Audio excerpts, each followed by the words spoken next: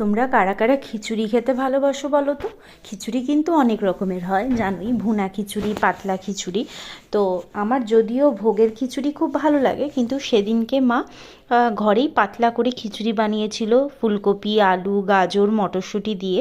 যেরকম আর কি পাতলা খিচুড়িগুলো শীতের সবজি দিয়ে হয়ে থাকে, পাতলা হলেও খেতে কিন্তু খুব সুন্দর হয়েছিল।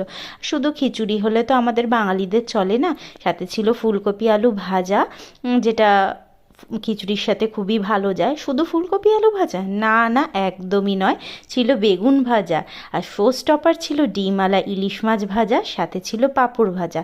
পাঁপড় ভাজা খিচুড়ি দিয়ে খাওয়ার সাথে চাটনি দিয়ে ভরিয়ে খেতেও কিন্তু দুর্দান্ত লাগে, তাই পাতে ছিল চাটনিও।